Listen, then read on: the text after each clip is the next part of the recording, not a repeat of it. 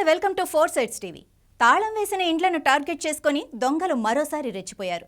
బంగారం, వెండి, నగదుతో ఉడాయించి పోలీసులకు సవాల్ విసిరినంత పనిచేశారు.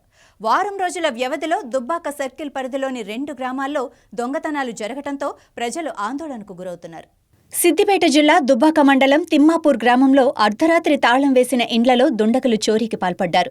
ఇంటి తాళాలు పగలగొట్టి బీరువాలోని నగదు, వెండి, బంగారాన్ని ఎత్తుకెళ్లారు. గ్రామానికి చెందిన మర్కంటి యాదమ్మ ఇంట్లో సుమారు 50 తులాల వెండి వస్తువులతో పాటు 3.5 తులాల బంగారం, 9,000 నగదు, అదే గ్రామానికి చెందిన సాయికృష్ణ ఇంట్లో తులం బంగారంతో పాటు 14,500 రూపాయలు ఎత్తుకెళ్లినట్లు బాధితులు తెలిపారు.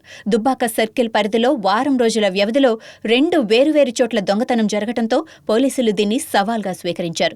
కేసు నమోదు చేసుకున్న పోలీసులు దర్యాప్తు చేస్తున్నారు.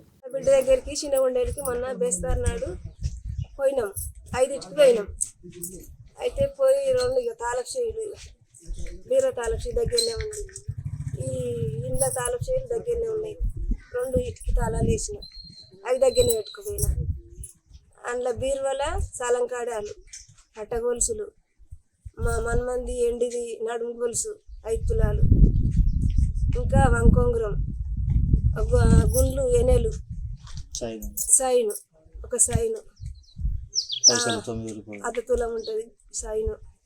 ఇక్కడ ఇక్కడికి వచ్చి బాత్రూమ్ లైట్ పడి ఉంది. ఇక్కడ పడి ఉంది. అక్కడ తాళం తీసి గడపడ తీసి వర్దింగారు పారేసి లోపల కూడా గడపడ తీసి డబ్బులు, బంగారం, 14,000 డబ్బులను, ఈ కమ్మాలు, బుట్టలు, మాటీలు తీసుకొని వెళ్ళిపోయారు.